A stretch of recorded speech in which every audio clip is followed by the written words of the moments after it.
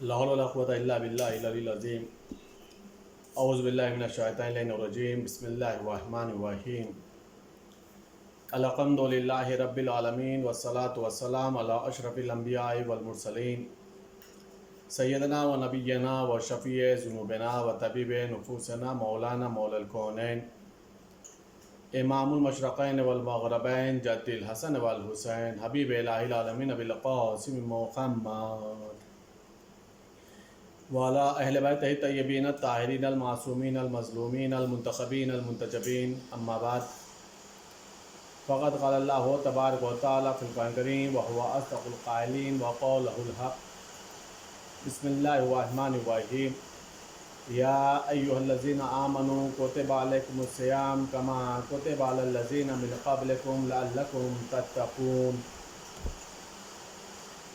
محترم ناظرین کرام، رمضان مبارک کے روزے کا ایک حصہ تقریباً تمام ہو گیا. آج یہ رمضان مبارک کی ہماری 10ویں تقریر ہے جو آپ حضرات سماعت فرما رہے ہیں. ہماری جو گفتگو ہو رہی ہے وہ ان چیزوں کے سلسلے سے ہے جن سے روزہ باطل ہو جاتا ہے. انہی مبطلات صوم میں سے جن چیزوں سے روزہ باطل ہوتا ہے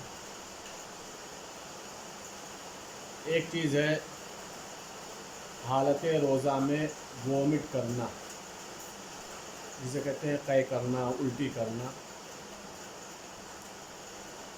اگر روزہ دار جان بوجھ کر کے حالت روزہ میں وومٹ کر رہا ہے، چاہے وہ بیماری ہی کی وجہ سے کیوں نہ ہو، ایسی حالت میں اس کا روزہ باطل ہو جائے گا. اگر یہ وومٹ بے اختیاری طور پر ہوئی ہو تو ایسی حالت میں اس کا روزہ باطل نہیں ہوتا.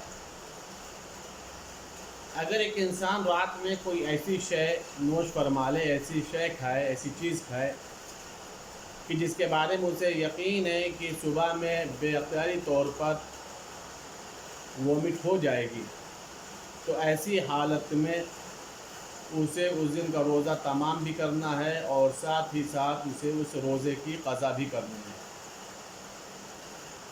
اگر روزے دار وومٹ کو روک سکتا ہو اور یہ قے اور الٹی اس کے لیے باعث تکلیف یا مضر نہ ہو تو روزے دار کو چاہیے کہ وومٹ کو روکے. اگر روزے دار کو اس بات کا یقین ہے کہ اگر وہ ڈکار لے گا تو کوئی چیز حلق سے باہر نہیں آنے والی، تب تو کوئی بات نہیں. لیکن اگر اسے اس بات کا یقین نہیں ہے تو اسے چاہیے کہ وہ ڈکار لینے سے پرہیز کرے، اجتناب کرے. اگر روزے دار ڈکار لے اور کوئی چیز حلق سے منہ تک آ جائے، باہر آ جائے، تو اسے چاہیے کہ فوراً ہی اسے اگل دے، باہر نکال دے. اگر بے اختیاری طور پر وہ نگل جا رہا، بے اختیاری طور پر وہ اس کے پیٹ میں چلا جا رہا، تو ایسی حالت میں اس کا روزہ باطل نہیں ہوتا. اگر روزے دار کے حلق تک زبردستی کوئی چیز ڈالی جائے، زبردستی کچھ کھلایا جائے یا زبردستی اسے کچھ پلایا جائے، تو ایسی حالت میں اس کا روزہ باطل نہیں ہوتا.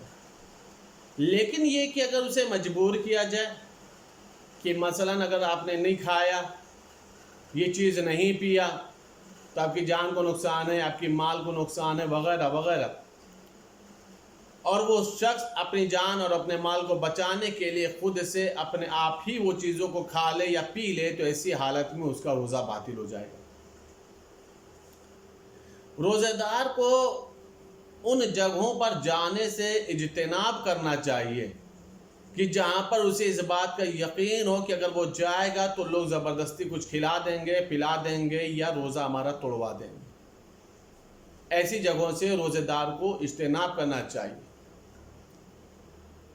یہاں پر جتنے مسائل میں نے بیان کیے ہیں یہ وومٹ کے سلسلے سے، اس میں 2-3 باتیں قابل توجہ ہیں پہلی بات تو انسان کو سحری یا افطاری میں ایسی چیزوں کے اوپر توجہ دینی چاہیے کہ جو اس کے وومٹ یا ڈکار یا کوئی بھی شے واپس حالت روزہ میں دن کے کسی بھی وقفے میں، دن میں، لمحے میں ایسا نہ ہو کہ اس کے منہ میں آ جائے۔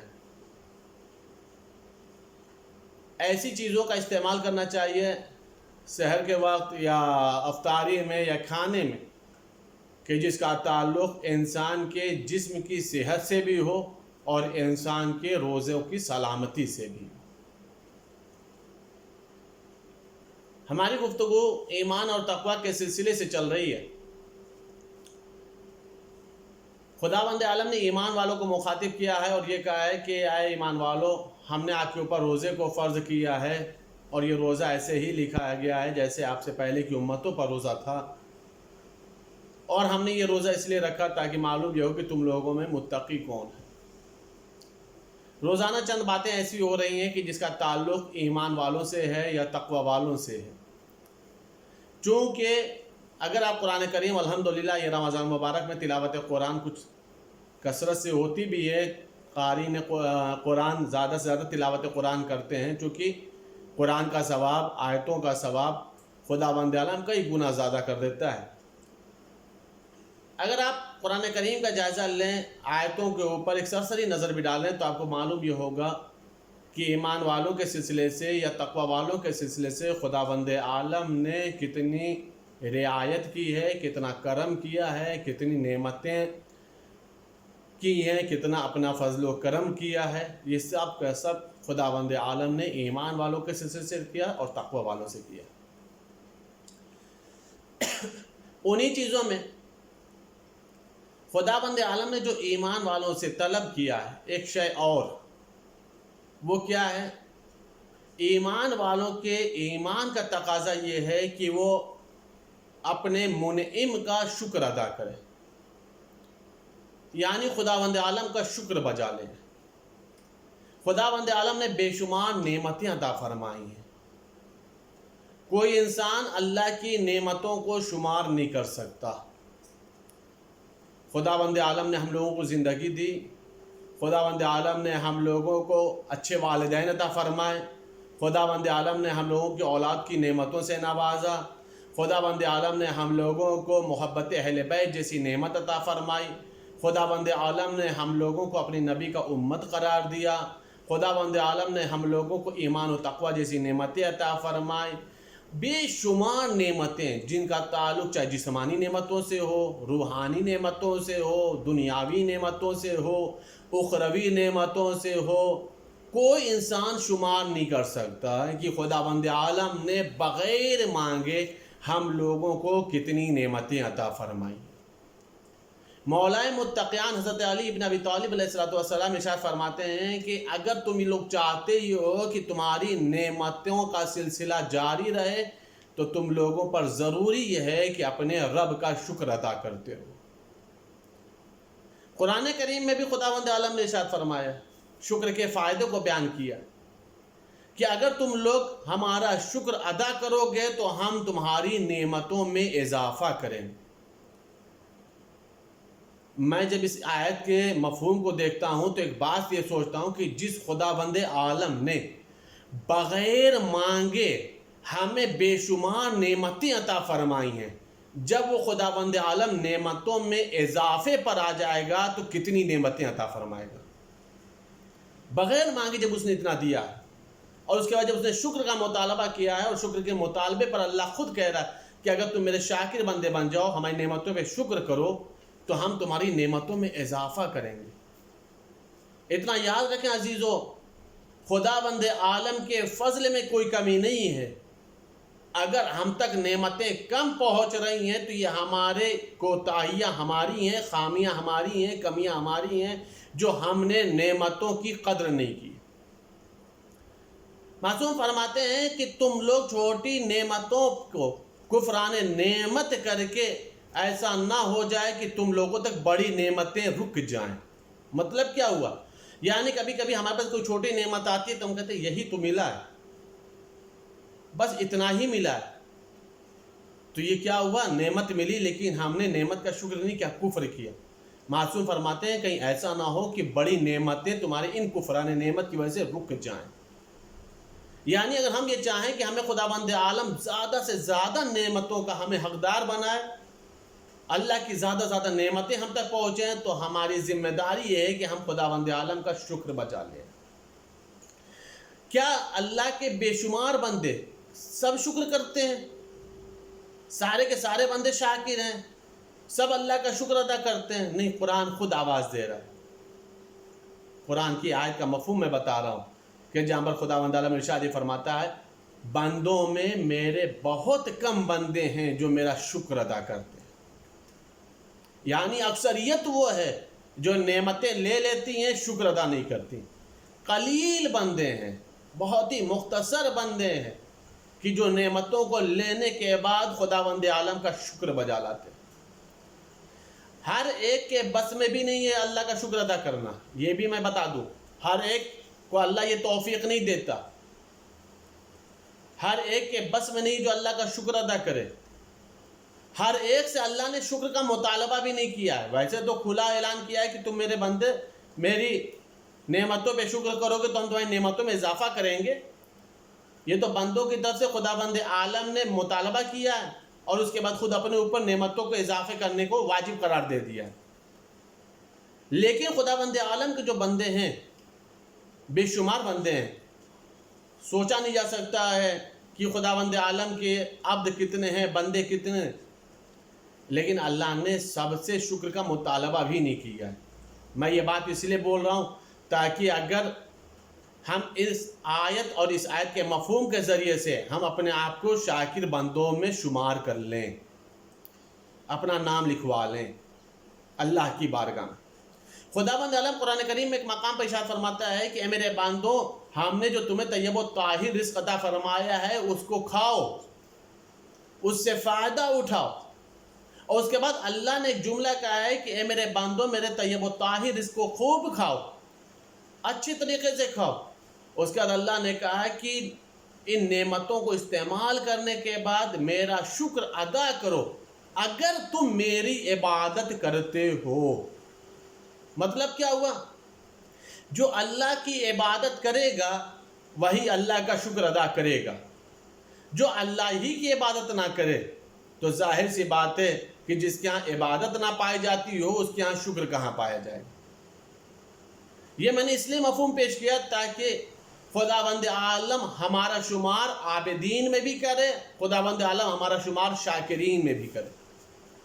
عابدین میں شمار تب ہوگا جب ہم اللہ کی عبادت کریں گے، اور شاکرین میں شمار اس وقت ہوگا جب ہم خداوند عالم کا شکر ادا کریں گے۔ شکر منعم واجب ہے، نعمت پروردگار جس نے دیا اس پروردگار کا شکر ادا کرنا واجب قرار دیا۔ دنیاوی اعتبار سے بھی آپ دیکھیں، ہمارا اور آپ کا کوئی چھوٹا سے چھوٹا بھی کام ہو جاتا ہے تو ہم سامنے والے کے احسان کے نیچے دب جاتے ہیں۔ اگر اس کا ہم بدلہ نہیں دے پاتے تو کم از کم لب کو ہلا کر کے شکریہ ضرور کہتے ہیں۔ ہمارا اور آپ جیسا کوئی ایک بندہ ایک چھوٹا سا کام کر دیتا ہے تو ہم شکریہ ادا کرتے ہیں۔ سوچنے والی بات ہے کہ خداوند عالم کا ہمیں کتنا شکریہ ادا کرنا چاہیے جس خداوند عالم نے ہمیں بے شمار نعمتوں سے نوازا، اپنے فضل سے کبھی محروم نہیں کیا۔ یہ تو ہوا ہے کہ بندوں نے اللہ کو فراموش کیا ہے، لیکن یہ کبھی نہیں ہوا ہے کہ اللہ نے بندوں کو چھوڑا، یہ کبھی نہیں دیکھا گیا۔ اب یہ مسئلہ یہ ہے کہ شکر کا طریقہ کیا ہے، شکر کس انداز سے کیا جائے۔ علماء اخلاق فرماتے یہ ہیں کہ شکر کا بہترین طریقہ یہ ہے کہ جس نعمت کو اللہ نے جس کام کے لیے دیا ہے اگر اس نعمت کو اسی کام میں صرف کیا جائے تو وہ خود اپنے آپ میں نعمت کا ایک شکر ہے اللہ کی بارگاہ میں۔ ورنہ سجدہ شکر تو ہے ہی ہے، شکرن للہ شکرن للہ شکرن للہ ہم لوگ پڑھتے ہیں۔ نماز شکرانہ تو ہے ہی کہ ہم خداوند عالم کی شکر کے لیے اللہ کی عبادت کرتے ہیں، لیکن جن نعمتوں کو اللہ نے نوازا ہے ان نعمتوں کو وہیں پر استعمال کیا جائے، یہ بہترین شکر ہے۔ کبھی کبھی ایسا ہوتا ہے کہ ہم لوگوں کے اوپر ایک دو پریشانی آ جاتی ہیں، تکلیف آ جاتی ہیں تو ہم اللہ کی بارگاہ میں شکوہ کرتے ہیں، ہمارے اوپر یہ کیوں مصیبت آ گئی، ہمارے اوپر یہ کیوں تکلیف آ گئی، ہمیں خداوند عالم نے اتنے بڑے امتحان میں کیوں مبتلا کر دیا.